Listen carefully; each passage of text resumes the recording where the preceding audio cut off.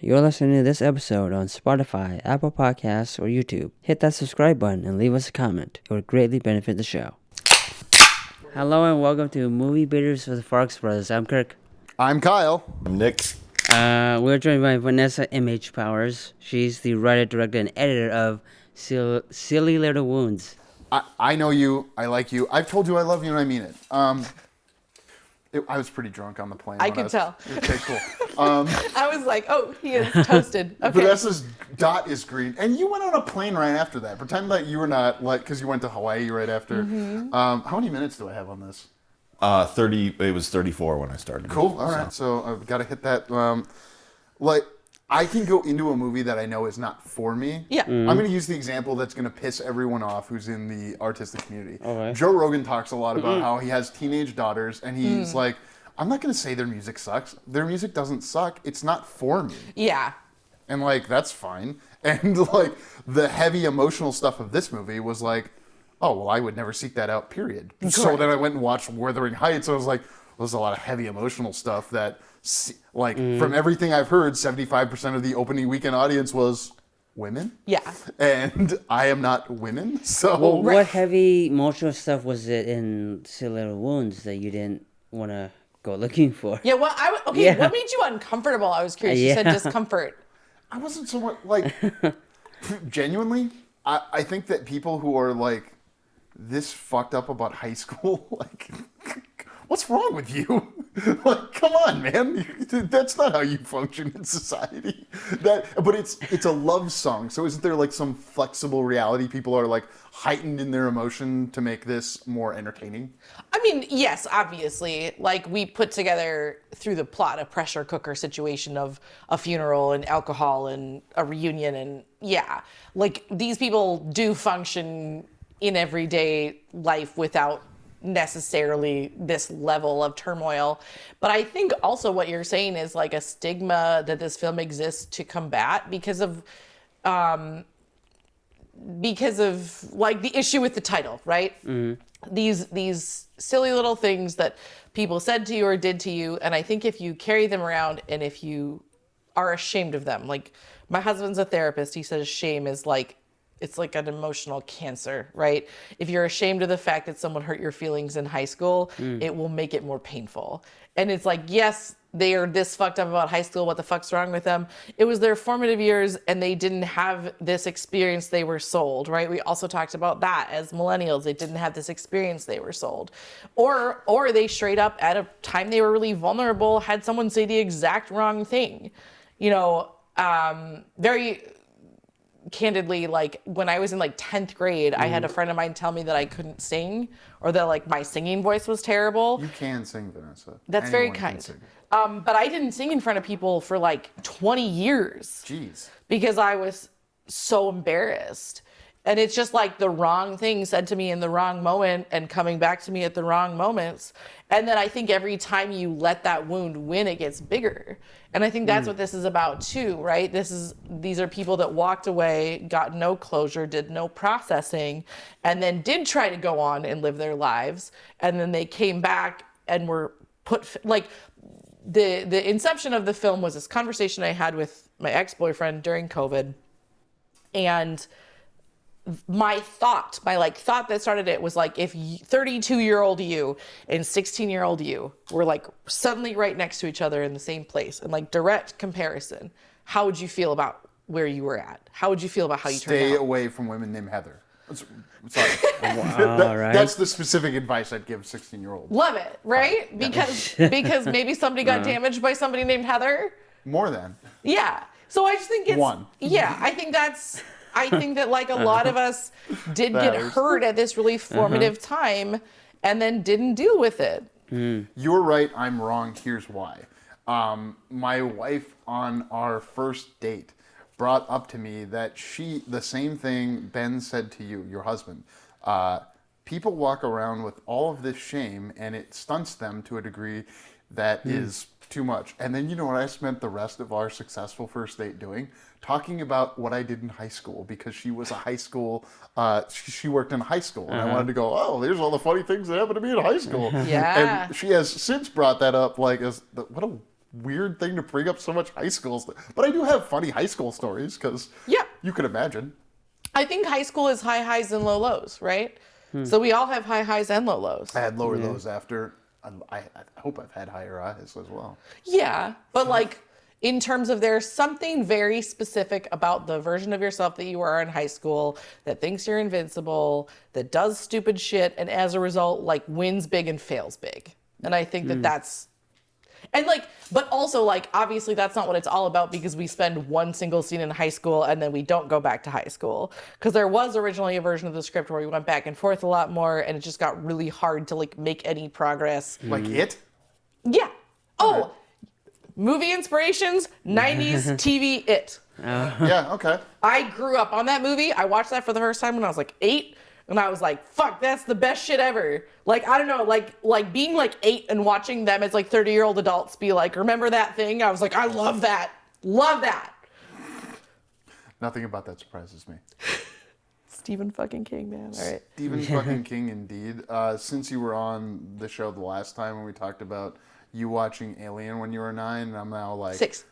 Oh, 6? Yeah, come on, man. Come Sweet. on. Because I'm trying to convince Mrs. Farx. We're going to let the older Farxling watch Jaws at the end of the summer. How old?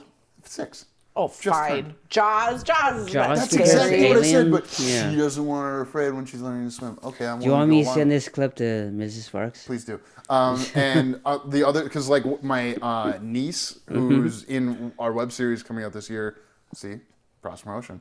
Oh, I haven't watched that yet. I don't care. What's that out I was yet? very drunk when I sent that to you. I mean, I never drink on yeah, planes come or on, man. whatever. Respectable, upstanding member of society. You know what? I love you. I'm sorry. There's so much going on in Minnesota right now. I think that was the tone of the That was conversation. basically it. It was very sweet. It made me view you a little differently. Wow. Honestly, you know, so the counter I have to your point is that actually we like set our personalities at like 13 or something. So it's before you even enter high school, and it's like, this is who you're going to be the rest of your life. Go. But that was also an inspiration point for the film, is when I had this conversation in 2020 with my ex-boyfriend, who I hadn't talked to since we were in our 20s. Why were you talking to this person? So during COVID, I reached out to a couple people just to be like, you good? You alive? What's it like where you are? You know? And we were friends on Facebook, and we hadn't really kept up with each other, but it was just like a day when, you know, I didn't have enough to do because it was COVID, and I was like, hey, like, what's life like where you're at? Are you good? What's going on? And we ended up having this really like deep conversation, and it felt like the conversations we'd have when we were in high school. And it was so weird to be able to just sort of pick up this relationship 10, 12, 15 years later, and have a conversation that didn't feel like awkward or uncomfortable or like that we couldn't kind of be honest with each other. And one of the things that we talked about is like, it feels like there is something essential in you that gets set when you're a teenager that like still exists somewhere in you when you're in your late 30s, in your 40s. You know, there's something core essential about you as a person that will be recognizable to someone who knew you at the time that clicked. Well, Wow, we that's synchronized those. That was that's Sorry, pretty good synchronized. We didn't rehearse that at all. Yeah. we have. Why don't these people work on that? I don't know. Like, do you think they don't feel like they have to work on that, or are they just stuck in that moment so much that they arrive at the same moment right now, 10 years later, in this reunion for their theater teacher? I also call this film a coming of age film because we have coming of age films for like 18-year-olds and not 38-year-olds. But I feel like you are coming into a new period of your life at that time. And this is going to sound depressing, but I don't mean it depressing. I feel like you come into a period of your life where as you start to close doors, they aren't doors that you can reopen, right? Like I feel like in your 20s, if you shut a door, you kind of can reopen it and you'll maybe be a little bit behind, but there's less opportunities that you're putting away permanently. I feel like in your 30s, when you put an opportunity away, you might be putting it away for good. And I feel like there's a moment where you realize that. And then looking forward, you realize you're looking at what the shape of your life is going to be for the next 30, 40, hopefully, years. And that's what I mean when I say, like, you have to figure out if you're happy with that, because that's what it's going to be. And I think these characters aren't necessarily people who, like, are walking around with this thinking about it every day. Right. They're characters who are coming to this realization. And that's where the catalyst of the funeral and the death of this person, because I think that when someone close to you dies, you always think about your own life, right? Yeah. Comes in is this perfect storm of events have led them to come to that realization around this same time of, oh, those doors I'm closing, I can't just reopen them. I can't turn around and run the other direction. This is what I'm looking at, and is it a picture that I can live with? Is it a picture I'm happy with? And I think that leads them to think about also why they got there, which they happen to be in that space. Another question I had about the movie. I don't know, are they friends? Because Not anymore. Are they friends now? Yeah, but I mean, they're friends of circumstance, like, spoilers, we're in the spoilers section. No, we're in the spoilers, yeah. But, I would say Brandon, he's the most sleazy guy who Yeah, what tries. the fuck was that about? Yeah, he goes after two different women. Who is who's that guy? also What is married. going on in his Yeah. head? Undiagnosed ADHD. That's okay. Come Yeah, on. but Kyle will give him an excuse because he has ADHD. Yeah, no, I would not give him an excuse. He's Why just not? a piece of shit. No, it's not an excuse. Yeah. But he's got undiagnosed ADHD. He's a dopamine chaser. Nothing makes him happy. And so he's seeking novelty because joy is not an option. Yeah, but are they? Who is it? Like Joy is who he's married to. I watched the whole movie. yeah. No, Sienna and I want to say Kate. Are they friends at the end of this, or are they actual friends, or are they just friends out of circumstance? Like they were both cheated on by the same guy. I mean, I think they are friends out of circumstance. I think a lot of the friends you make in high school are friends Yeah. out of circumstance. That's fair. And what they needed was to forgive themselves and each other for what happened, right? They're not gonna like go be besties after this. It's not like this is like redefining their relationship. It's they needed to say, the whole thing in the end, I love you, right? They needed to let go of hating each other and competing to be able to move on. Right. Yeah, but I don't think they're like besties Friends, now. I don't yeah. think they're friends necessarily. I think they fell back into old patterns and old habits. And I think that they have like a base level of like, I hope your life is turning out well. But I don't think they're friends, no. Yeah. One of the things I struggled with is not in an entertainment sense, just like a cognitive sense, is that if you went back to your hometown, wouldn't you run into like a bunch of people not from high school that you like, relatives, the person at the store recognizes you, and that was kind of confusing for me when I was watching. I was like, is there any like, I'm willing to accept this is a song, this is a memory, that's why we're not seeing those things. It's not germane to the plot. I got that, but I was like, but I can't relate to these people because. Yeah, I mean, so like that's sort of what the peripheral characters of like Julie and Fran that like Carrie Leyland and Emily played were supposed to be, because they like give commentary a little bit on, oh, do you remember this? Oh, do you remember that? And they kind of know. But there was also like a whole conversation that ended up just getting cut for time where they like all talk about like that their parents have like moved away and stuff. I assumed that watching the movie. It was like, Yeah. oh, well, it's a small town, so the parents. It's such a long fucking script. No, I mean, Yeah. it's 100 pages. It's a perfect movie. 114. It was long. But the credits roll at the 1 hour and 40 minute mark because I clocked right. that when I was looking at. Thank you. Not because I But that like was looked at because of the cuts. So yeah, we kind of had tried to address that, and then just kind of went for willing suspension of disbelief. And there's just a certain amount of like, I think, self-selection that's going on there. They all picked this hotel. They're staying in this hotel. They go to the bar at this hotel. And then the funeral though, like no one was at the funeral. Like if Mr. Griebel died, and his funeral is in Houghton, and where I was raised when I was taken away from my Farx siblings as a young boy. I think if my parents were there, they would go to the funeral. Does that make sense? Yeah. I think that like it was already enough to manage 6 characters. We had a joke of like the band that sings at the funeral. I liked them. I thought they you. were extras at first. I was like, oh, I've sat at a table with that blonde woman, and Yeah. she's been in other of her movies. And then the guy with the Van Dyke, and then he sings beautifully. I was kind of blown away. That's a good extra. So But he's they not an were extra. they made up a whole backstory for themselves, that they always got What the was it? supporting roles in the shows, and now all this, Victoria moved away, and now they all do community theater, and they're the stars of the community theater, but they stayed. So that was part of the idea with the funeral and stuff, is all those people were people who are part of this community who were affected by this person. But yeah, I don't think it's I definitely don't think my writing is infallible. So I think that that probably is a downfall or a gap. I don't think that's a downfall. Yeah, or I a don't gap. think- I think it's just a cognitive, it's Cognitive dissonance, yeah, something you had to suspend your disbelief on. It's a movie. I mean, it's not germane to the plot, so Yeah. why would it come in? Is kind of to argue.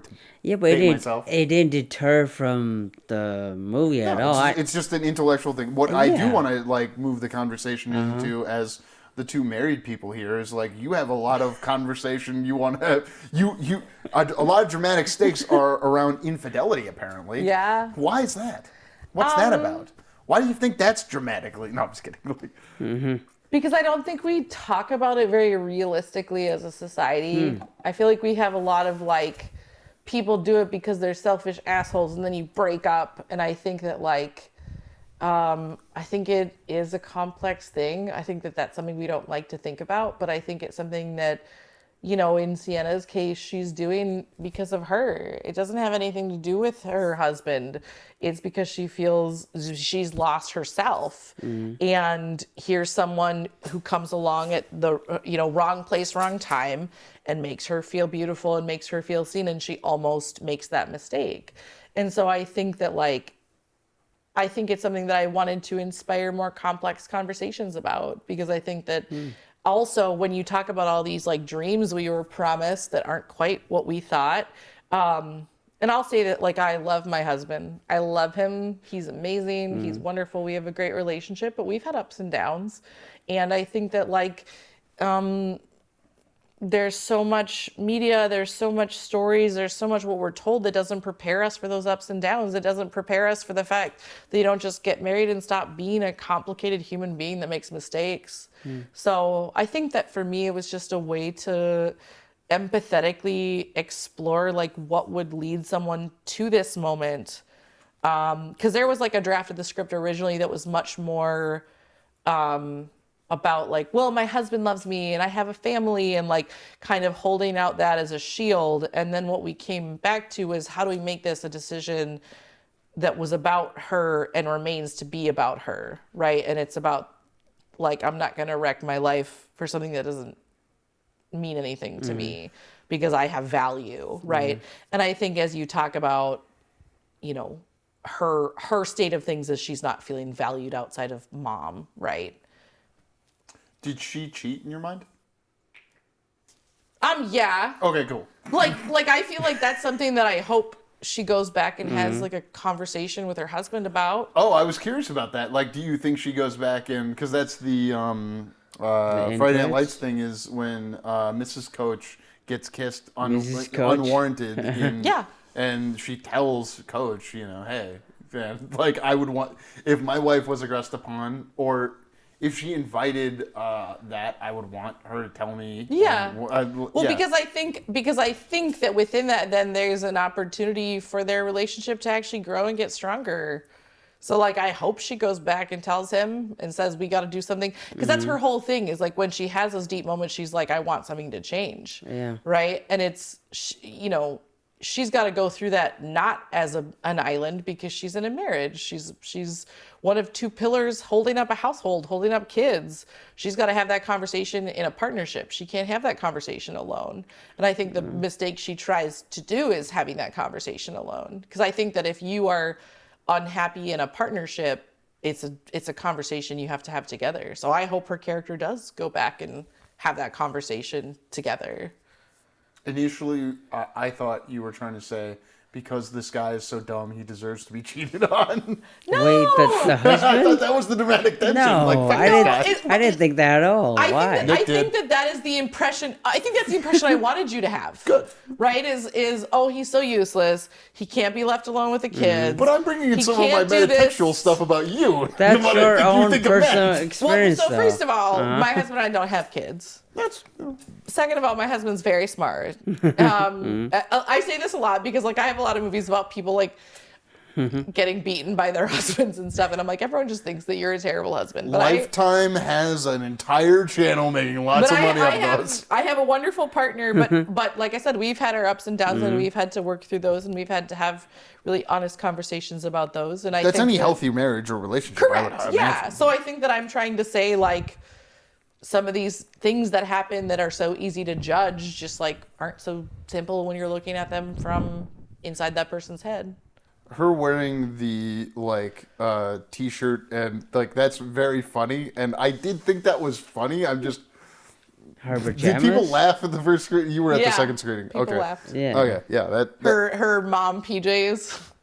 Yeah, and okay, so to sort of have to try in the theme of I think what we're talking about is the scene where Kate and Sienna, Yeah. Abby and Haley, Yeah. are both comparing their bodies and like, or not comparing their bodies. Excuse me, the movie's comparing their bodies or Correct. contrasting their bodies, but what I think I read from Sienna is that she sees her body, sees herself as beautiful, and is accepting of herself. Yes. And it's okay, so I got it. Cool. Correct. And then she has her cesarean scar. Yeah.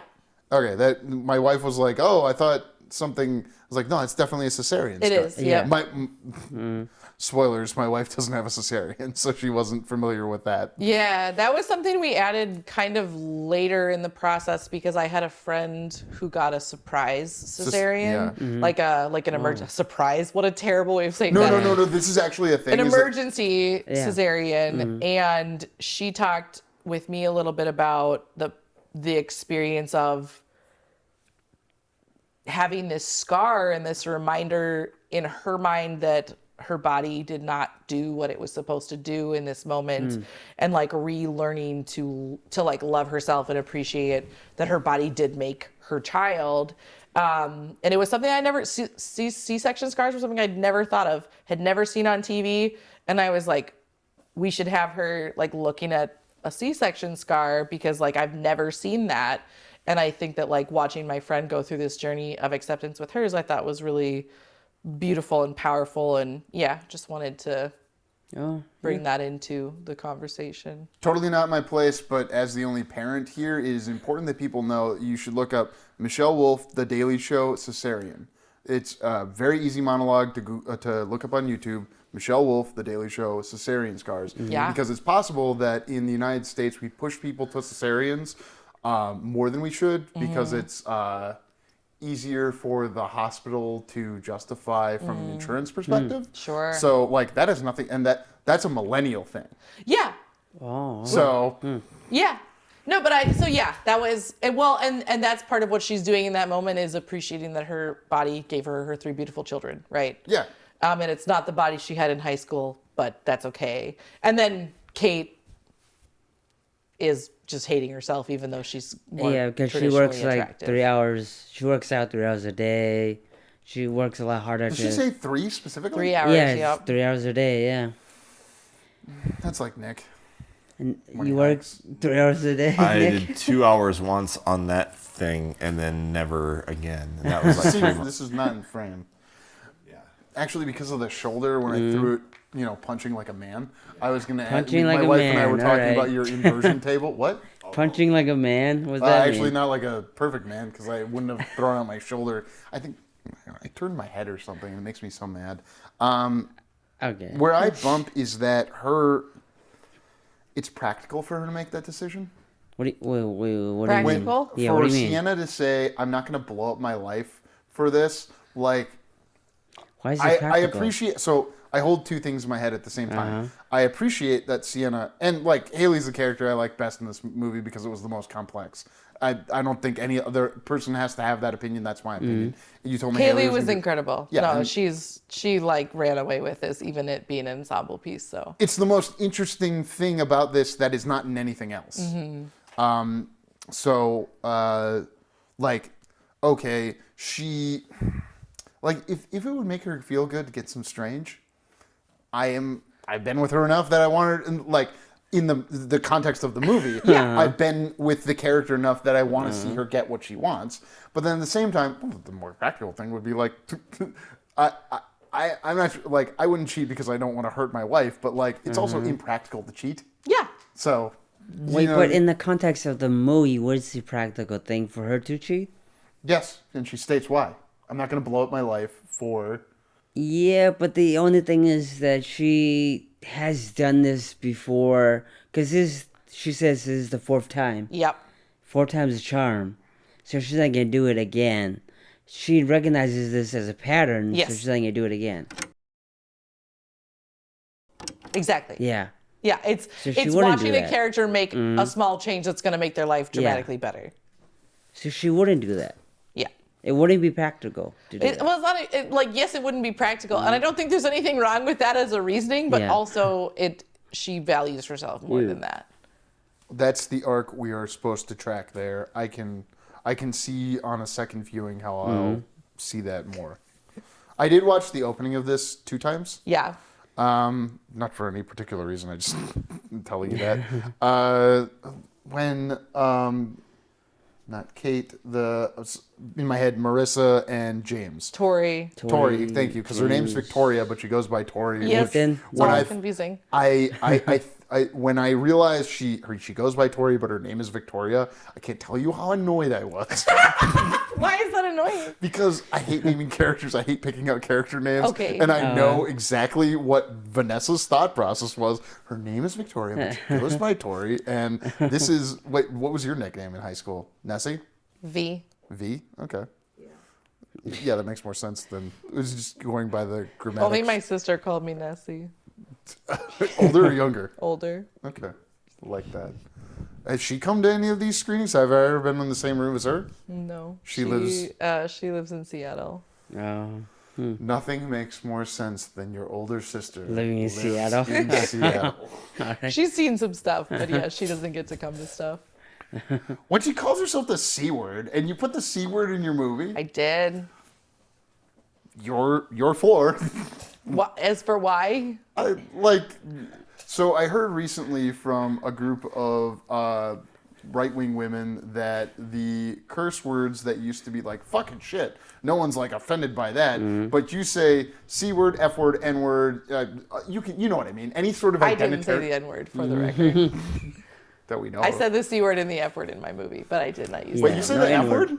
Fuck, we say it like a lot. Oh, not that F word. I can listen. I'll Oh, say what fuck a bunch of N-word? times. What yeah, F we word? didn't say that F slur. Yeah, we didn't say that. Yeah, It's still a word. The C word. Yeah, we use that. The C slur? No, the C word. It's not a slur against women. Have you ever seen the vagina monologues? Not all the way haven't. through. I've There's the seen whole some of them. monologue about taking How the C dare word you back. not see the I whole make thing. a point to call men the C word as often as I can. Well, yeah, So you're it's- British. You You auditioned for her. did. You said hello. Hello, Governor. Yeah. Hello, C words? You're Isn't it funny I call you the son Quigley? Hey, the C word. I'm home. Yeah. Yeah, my actress had a really hard time with that too. Oh, wow. Mm. Yeah.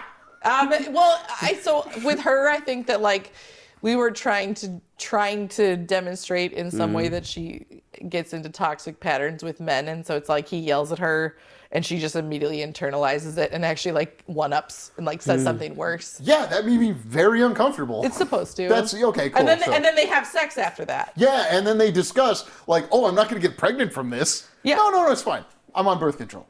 Yeah. Yeah. Well, They raw dog.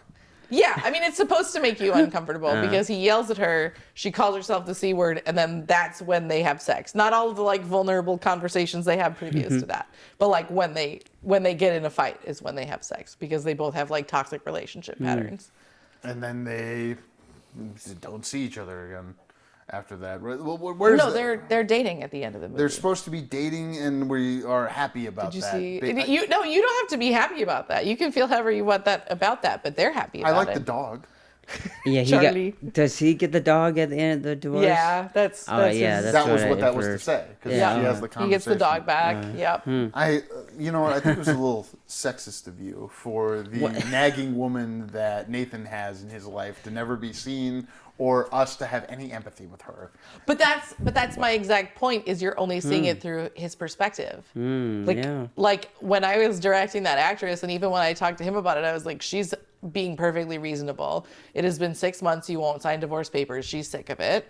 She was dog sitting your dog, and she's saying she won't give your dog back until you come over and sign the papers.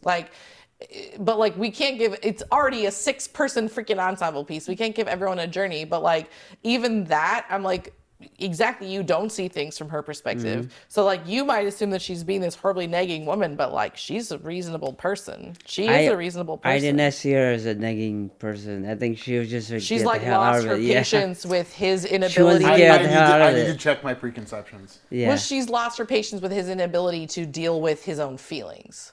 Gothic Lolita? What the hell? God, you didn't have any friends who dress that way? No, but I guess you couldn't have anticipated the Epstein files would have come out. Whoa, But, Lolita, come on. what? What? I know what the book Lolita is because I've been educated. Do you know what Gothic Lolita is?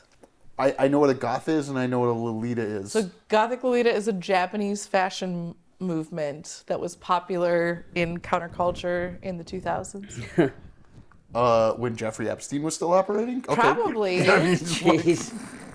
sorry, but that's what I thought. I happened to be watching this movie after certain things have happened in the world. I realized when it premiered that was not the case. I mean, when my friend was dressing that way, that was not the case. No, it was the case. Sorry, We just didn't know that was the case. Yeah, Gothic Lolita. It's like French-made corsety shit, but punk makeup. Yeah, but why did that make you think of? Sorry. Lolita Jeffrey because Epstein. underage girls. Oh. The book Lolita is like a. Yeah. Is I've a heard young that girl book, yeah. seducing a man. But you realize by and- reading it that the man is the bad guy. Correct. And Yeah, they try to the guy's the justify bad As guy. it. is always the case, he is projecting maturity Yeah. and seduction onto her precocious behavior. Yes. Yes. Okay, so cool. But why Gothic did- Lolita is not commentary on Jeffrey Epstein. It's just a Yeah, but fashion why did movement you, that one of my friends. Kyle Farx, think about that? Because the only time I've heard Lolita brought up in the past. is in relation to No, Yeah. I understand why you would make that jump. It's not a joke. Jump. Jump. Why Yeah. you would make that jump? I don't think you're joking. I won't jump for Jeffrey Epstein. I don't think he jumped either. I think that guy killed him. Right? Have you seen the air freshener of Jeffrey Epstein where it says Yeah. this air freshener didn't hang itself? Oh my God, no. I want to have something more substantive to talk about. Okay, so, and we're gonna go long. Sorry, Aaron Aaron. and Aaron's character April. is April O'Neil, and I in my head. April O'Neil, yeah. April Rasmussen. Oh, that's why they call her Rasmussen. That's her Yeah, last that's her last name. name. I thought it's because she went to Rasmussen. No, that's her last name. The Character's high school last is name. called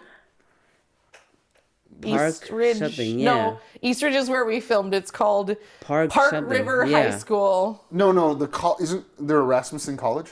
There is, but that's But her not last why. name is Yeah. Rasmussen. I- We I- literally, for their last names, except for Nate, Uh-huh. Googled the top, however many last names in Minnesota and just gave them all. So it's like Nelson, Johnson, Rasmussen, James. No, so James and Hawthorne were my standouts, but So another intellectual bump I had is that she's saying, "Oh, I can't be I can't be an LGBTQIA plus person in Minnesota in the 2020s." Like, isn't she the villain in her relationship? well, no, because they live in a greater Minnesota area place. They don't live in the Twin Cities. They're So living rural in, people are homophobic? Yeah, they are. Rural people are homophobic? I Is didn't- the- Yeah. Oh, you had an issue with that? I didn't have an issue with that at all. As someone that grew up rural Uh-huh. and someone that grew up urban from everything I know, Uh-huh.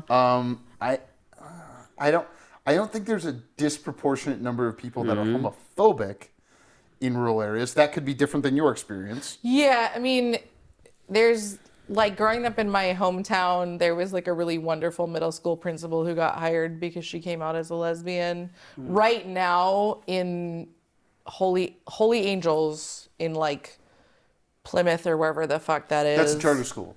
Yeah, but they're firing a teacher for transitioning. Like Charter schools are stupid. I'm willing to go out and say public because this is a public school. Yeah, but And that's the whole point. I just think it's one of those things that we think is like all done, and you go to the right corner of a blue state and it's not all done. We're going to keep women from voting because their names changed and they're not the same as their birth certificate. Right? I It's understand. almost as if it's not all done. It's never done. It's just, in SALT circles, I can accept a world without abortion, but in a world that has a lot of verisimilitude. It's our world, yeah. Even in rural Minnesota, I mean, I could see if you went to the wrong place and did the wrong thing, but that could be true in another context. Yeah, but in this context, you're saying it's harder to believe that they are homophobic. Like what? I wasn't sure if I was supposed to see how like Aaron has this, or excuse me, April has this silly little wound that is keeping her from having the confidence in her relationship or not. I mean, yes, and like Okay, it's both things. yeah, I think there are some legitimate reasons for her to feel that way, and I think that there's things in herself that are holding her back. Because the ending is she chooses to pursue the relationship openly, but I think that like we also as humans are great at like building our own cages, right? And we'll find whatever bars suit us. So she's taking, this thing, which maybe were real incidents in which homophobia happened and deciding it's not worth the risk, right?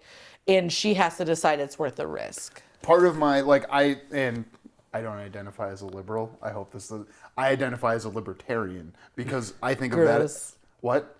It's gross. Because for the I recognize that if I said libertarian in Europe, it would mean something that I don't mean. If I say libertarian in the United States, What is the libertarian in Europe? It's a far right person. If you say libertarian here, it means something you don't To want liberals to it be. does, but to the 60% in the middle.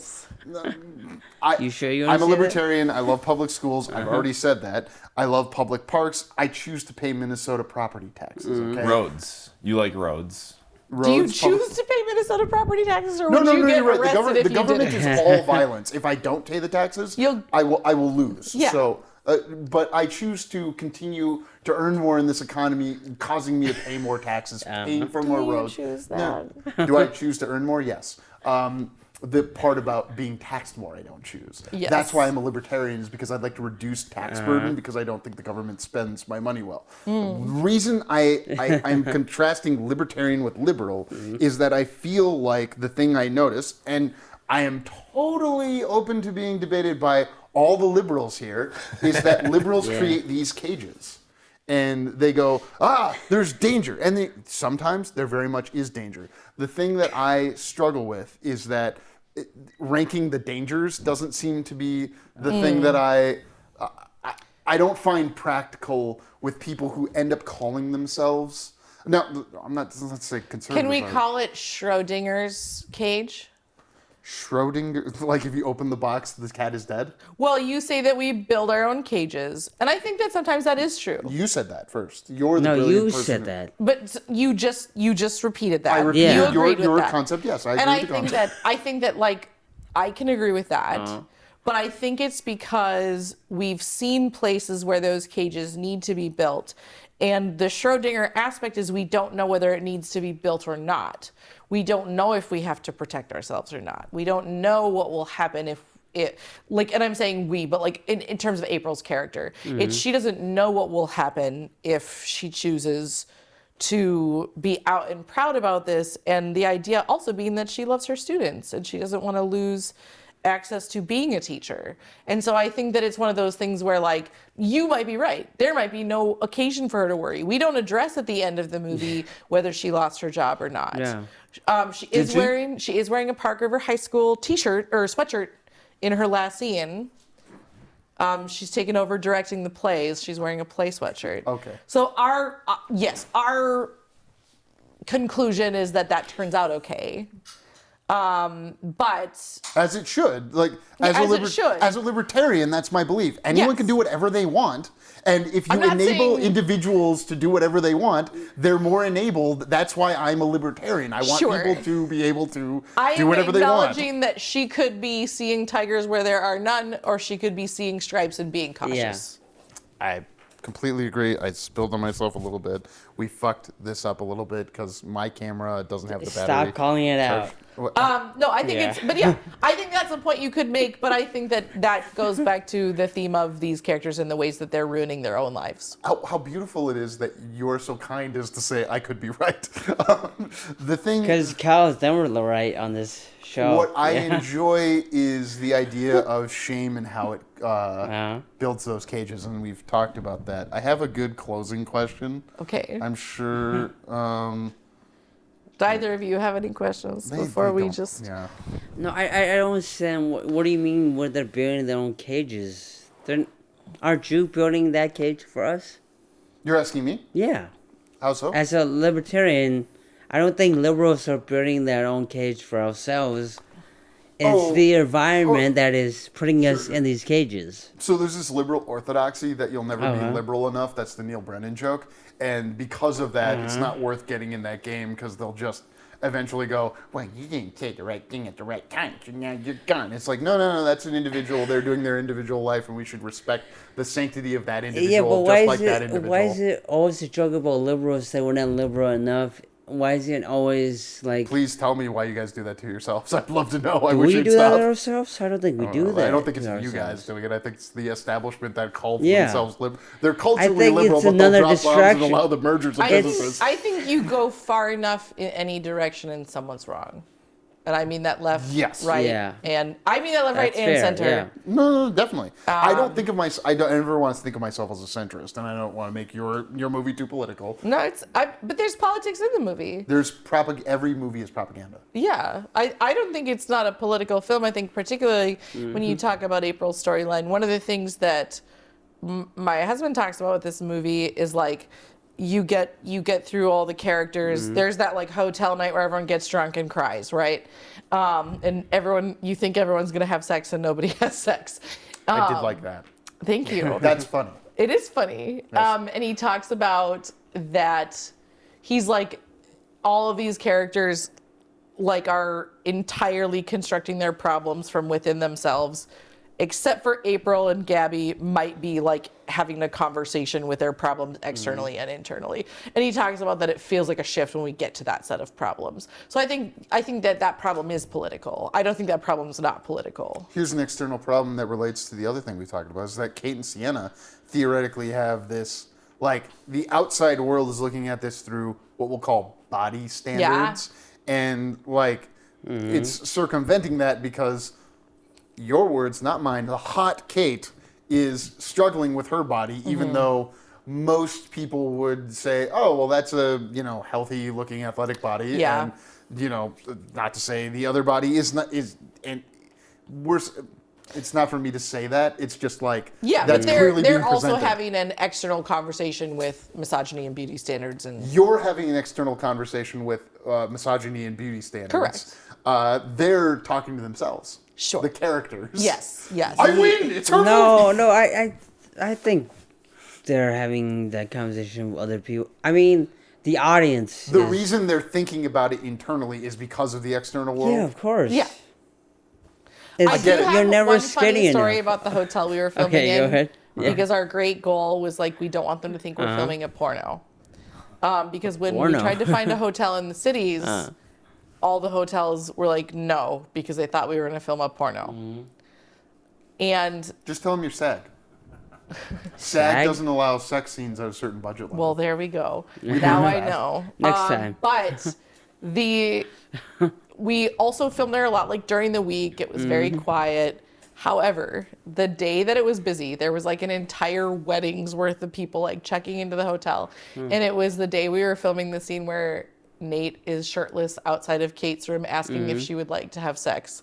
And like probably 30 people walked by as we were doing takes of a shirtless guy at a door being like, do you want to have sex? And I was like, well, now they think we're filming a porno. The actor's name is Nate. No, yes, the actor's name is Nate. His character's name is Brandon. Yeah, Brandon. That was as confusing as you would imagine. Because James played Nate and Nate played Brandon. Had I not looked at the IMDb today I again, know. so that it'd be short for this conversation, I would not have got that. Let's end on what is the local response meant to you as a Upper Midwest filmmaker? I think it's been really validating. So I have not ever written this much of a feature script by myself. Like I talked a lot about the contributions that other people have made, and I don't want to discount those, but like this falls really strongly into like what could be considered Vanessa voice screenwriting.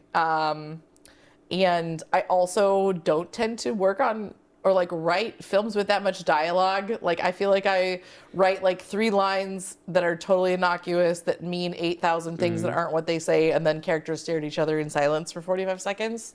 So this was such a shift outside of my comfort zone as far as writing goes. And just at every step of the way to have people believe in it was really cool. And I think like I would have just, I mean, it could have died at so many stages without that. And then when we get to screening, I remember being at the first screening at Twin Cities Film Festival, and like I was the editor, so I'd been staring at it for hours and hours and hours and watched so many versions of it. And there was like a minute where I was watching it and I was like, oh my fucking God, like there's like a theater full of people here watching this, and this is just me being like, look at my friends, you know, because we all got really close filming it. And it felt just for like 1 second totally like rinky-dink high school, because I made movies in high school and I made people watch them in high school. And then people laughed and were compelled and gasped and cried, and you could hear them and see them reacting to the film. And then afterwards, just like hearing so many people say that it made them think about things in their own lives, that they related to it, that it made them laugh or cry. I think it was just really validating, because honestly, there was I think a big degree of vulnerability in this piece for me, because it's so personal to me and so deep to like how I see people and the world. And yeah, there was, I think, an extent to which, like, is this just this idea in my head? And seeing that it touched people and made them feel and think and talk in the ways that I hoped, I think was just really validating to, like, my sense of vision, which I feel like I'm still developing. I hope you never stop developing it. Thanks. I mean that to you, and to you. Yeah, never stop developing. What? Never stop developing. Yeah, I hope Never stopping. I love that movie. Do you know that I literally have a hat that says that, because that is an expression that I use constantly. It is like my motto for existence. Did you take it from the movie, or did you? I did, but I have never seen the movie. Honestly, I own the movie. I've never sat down and watched it from start to finish. So sometime we should do that. I own the Blu-ray disc. I would love to watch it. I'm sure it's hilarious. It's great. I There's a love dick Andy in it. Samberg. I was gonna say, like, I remember the penis shot because I have a What's catalog with of. you guys' penises? You were there when we penises. were watching that. No, Yeah, well, I we never. didn't finish it, but we watched it in the man cave. Who doesn't love a good penis, Kirk? Pop star. Yeah. Oh, Pop star, never stop, never stop. Yeah. Who doesn't love a good penis? But that Kirk? is like unironically the motto I use in like everyday life. Who never liked a good penis? Never stopping, Kirk. My bad. Yeah. Not everyone needs a good penis, Kirk. Oh, and your smile is great. and you're a good dad, and I don't remember what your insecurity was, and I'm Wait, I have an insecurity about being a good dad? I think I have you talked did about say you that. talked about that on the And I What Paper said- Bag yeah. podcast. Oh, yeah, because Ben Shapiro says, the best thing I am is at being a dad. And that makes me very mad because he's willing to kill children overseas for him to do that. Jeez. But All right. fuck you, Ben. And now on to Nick's Shapiro, insecurity. not Powers. And what's your insecurity, Yeah, Nick? Nick. Yeah, Nick, what's your insecurity? What's your silly little wound? I don't want to. I can't stand. I can't do myself on camera anymore. I can't. I used not to on act. camera. I used to act in my own movies, but Yeah, I he'd can't. make feature films that he'd be in. You acted in and your he'd own make people movies? watch them. But they're like the first 3 features, Vanessa. He doesn't like think they're fit for distribution or Oh, whatever. they're definitely not. Yeah, I have features like that. Yeah, you know. I also hate being on camera. Yeah, it's just. But is it because you hate the way you look? I hate how I look on camera. So like when I was doing more of the like handling of the footage, and no, I don't want to see a flash You in my cringe face. at it, or you Yeah. like disgusted? Oh, Yeah, I don't want to see that. but when you are on camera, it was just your side face. So why would you? Even that You was too much. you can tell how fucked up my forehead is. Nobody looked at that. Your forehead's fine. No, I mean, you know, I mean, that's the just thing saying- about it. So I understand it because I never want to be on camera in one of my own films because Yeah. the likelihood that I'm the best choice to be doing that in that moment is very low. I never want to be one of those jackasses that puts myself in a movie just because I like seeing my own fucking face. I hate that. Like, there is a better actor than you. You are the director. You cannot direct yourself. Get your fucking face off your fucking screen and do your job. And don't do your vanity shit and put yourself in your own movie. No one wants to see your face. She's talking to me, and I've been in my own movies. Yeah. I And- forgot that legitimately when I started that rant. No. But what I that's think to is, say- I'd rather get a better director than me. Like Okay, someone who's sure, going to sure. bring, like, and I hope you notice that usually it's a woman. I noticed Wow, I've never been yeah. invited to direct. Do you want to one. direct me in something that I produce? Desperately. Yeah, I think we got something coming up. Wink, wink. Wait, we do? Yeah, we do. Pugilism. Don't you want to be in that? Oh! Yeah. No, it wasn't even. I'm sorry, that on the priority list of things we're working on, that is, I think, number 3. In terms Yeah, of. but So I that is, mean- yeah. Yeah, I think I get what you. Again, with the libertarian thing, it's like I have to radically accept myself like I radically accept others. So, like, to care about myself Okay. on camera is a form of vanity. And, like, honestly, the characters in your movie need Jesus. So, like, Do you think I don't think having Jesus in It's the a- movie would have Christian, saved them. for the record. Yeah, I don't think having that's Jesus. not in the movie. That's just because. I think the sex scene toward the end happen like In a church closet. Yeah, so that was Yeah. that could be like Which, could look, that be considered I want to bring this up. Okay, yeah. That's not what they see. They Receiving- mean when they say have a come No, to Jesus stop. moment. receiving the I want body to of bring this Christ? up. Have a Stop. come to Jesus moment. Why did you want to cut between the eulogy and them having sex in the Because church closet? the eulogy is like so thoughtful and so gentle and so beautiful, and then you're just watching people make the stupidest fucking choices. Comedy. Well, no, it's so I like didn't laugh at it though. This is really sweet. Bill Cooper literally apparently used part of that speech at like his 70th birthday party. He like liked it that much, which was so kind. Well, out him as his age. He's 29. He's 29. It was somebody Bill, you're else's 29. 70th birthday. But like, I thought that was so sweet. Like that speech was like so lovingly written, and it was written from the perspective of like this teacher that like believed in these kids and is like, you can go out into the world and you can do anything. And here's these 2 adults just being fucking stupid. That's why. I think they're being stupid. No, they're being impulsive, let's say. They're making, like, it's like they're making a bad choice. Because there were, like, all these times over the weekend that maybe they could have had sex, and I don't maybe think they you could have believe had that. sex, and maybe they I could have had genuinely sex. don't. I don't think you believe that. I do believe that. Because they get together. Because they choose the most inopportune, Yeah, come on. selfish, stupid time to have sex, Worst and it time. doesn't fix anything. That's the thing, is like they like have sex and it's unfulfilling, and then they both just feel worse. Other than fixing the population, sex isn't for anything other than lowering blood pressure Right. and creating intimacy. But Sorry, the other thing. right, they're both going through shit. They think they get fixated on this idea at some point during this weekend that they're gonna have sex, and then it just like doesn't happen any of the times they're in a fucking hotel room.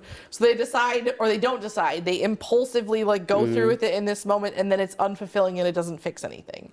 Like that's, and then there's this person who they both like loved, who believed in them as teenagers, who's like, you can go out into the world and do anything and be anything, and they're like, we're gonna do the wrong thing in this moment. Why does Nathan check out hot Kate then? Because she's hot. She's See, hot you now. get men, but there are parts of men that I feel like you don't get. I agree with you. I literally have my guy friends like read my scripts because I have been told I write men the way men write women. What a fucking nightmare. Yeah. That was something I thought while I was No, watching. I don't think I write men well. I don't think I get men. don't- Y'all are it's not, fucking... It's not good or bad. It's just like, yeah, okay, you get that we're horny, but like We're not only horny. I mean, that's we're the not thing. only Yeah. horny. I'm sorry, were either of the characters only horny? They also were pretty kissed each other horny. when they Yeah. were 15. That's based on a true story. I believed that about So- that. Yeah. But I feel like I also castigated all theater kids in a certain way, and I don't feel that way as a heterosexual cis white man and theater kid. That's fine. You I might never, not be white. You but never had to choose between singing or kissing a dude. singing or kissing a dude? Those are the options? Yeah. Sing. He really did not want to sing. Oh, okay. Yeah, no, I think I do. I think I do struggle when it comes to writing male characters. I did have some guy friends read it and check it, but I don't. So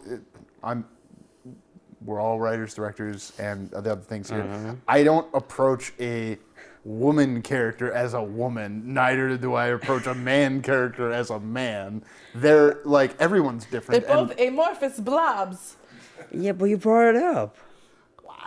I brought up that it was curious to me that Nathan checked out Kate and that was included when Nathan, I guess we understand that he's horny and we're supposed.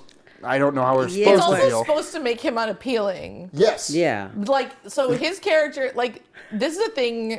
I know we're going over. This is a thing with the film is like each character's first impression is supposed to make you not like them. Because Sienna's like being a Karen. Nathan's like yelling at his wife and checking out a lady in the parking lot. Like, they're all supposed to give you a first impression that makes you go, ugh, and then like their character spends a movie subverting their first impression. So also I was just like, what is the least appealing thing I can think of? Here's a fucking guy in a fucking truck, fucking smoking, yelling at his wife and checking out a chick in a parking lot. Like, that's unappealing. I wanted you to not like him. He's listening to country music.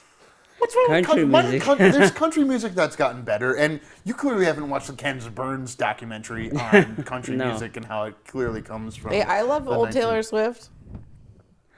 Ooh, yeah. What about that? Tim McGraw was a song. I believe it was her first Tim hit. McGraw was that problematic? I don't think. It's a song by Taylor It's a song she sings. Wait, she had a song about Tim McGraw She named did. Tim McGraw? Well, it's about his music. Oh. But yes, I don't hate all country music. Yeah. But like, you are supposed. It was also a tactic just to make him unlikable.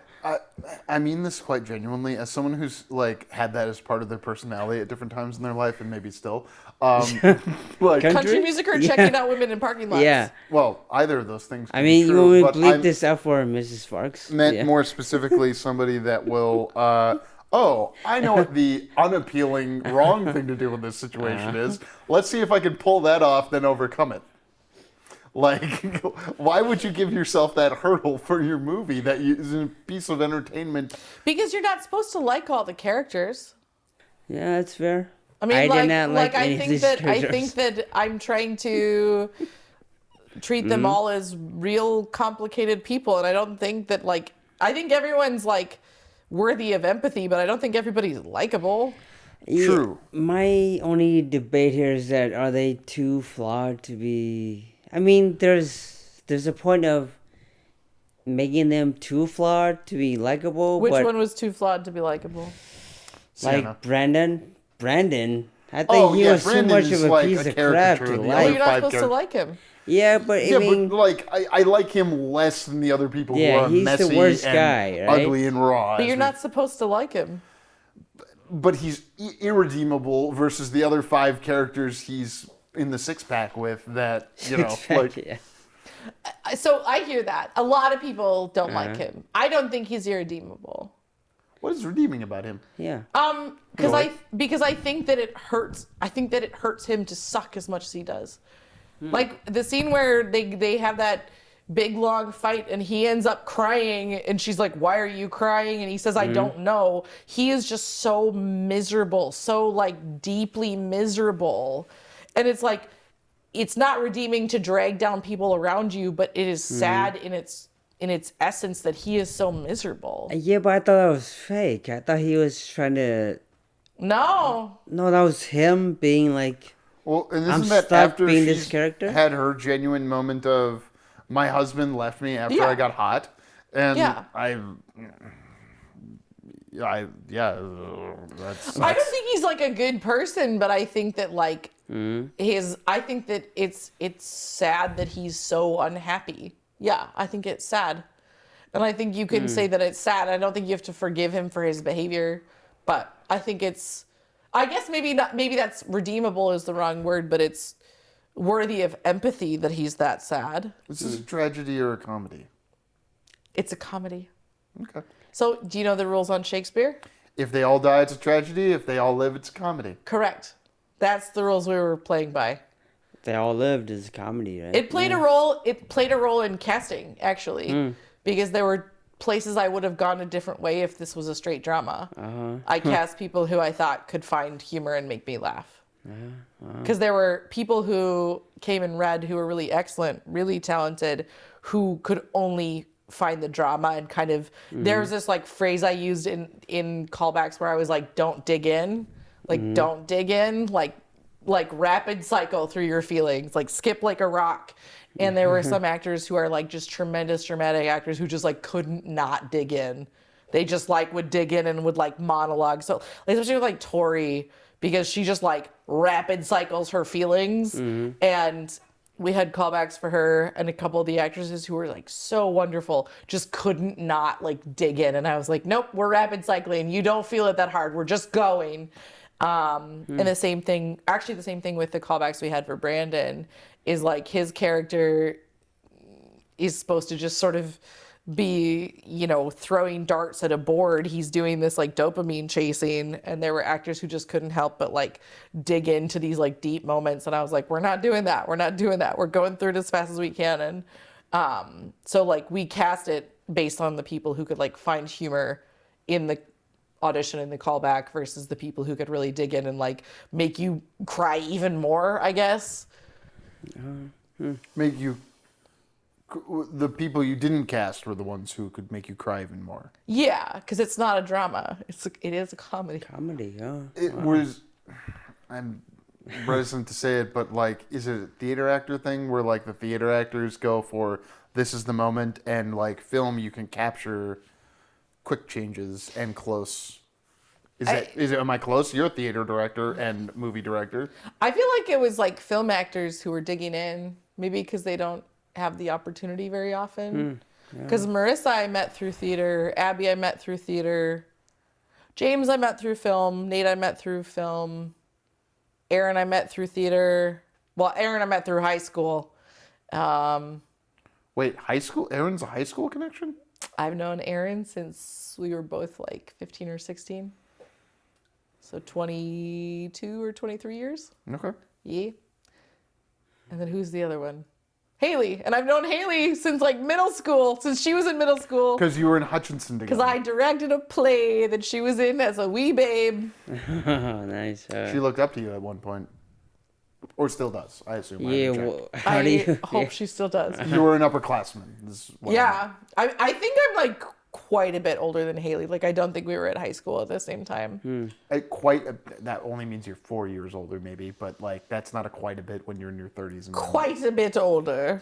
Yeah. I want to try to bring it to a playful Meaningful tease close. into your interview, which has not occurred yet. Yeah. Which has definitely not happened. So I think we should start the next segment talking about how your premiere at TCFF went. That sound good? Wow. Yeah, that's a great tease. We'll see you again next time. And That camera's not on. Why are you looking at it? because Thanks for I having me. am programmed that way. I'm a robot. See you Kirk's next time. finding his light. Kirk's great on camera. Yeah. Always. Thank you for listening. For more JK Productions, find us on Instagram at JK Productions Team and on Facebook, JK Productions MN. You wanna? Did that camera die? Yeah, that one did kill off. That one is plugged. Oh, Well, Nick, any last thoughts? Because we didn't hear a whole we bunch. need to, you and Vanessa switch seats. What? Because that camera's on, that camera's not, and that camera's capturing Vanessa. Okay. All right. All right. Yeah. Oh. She did the Nick. She did the Nick. This is I've done okay. it like 10 We're times. keeping, all of this is staying in. All of this is staying I in. don't act, so it's not surprising that I would fuck up having a microphone. All right. Nick Okay. doesn't act either.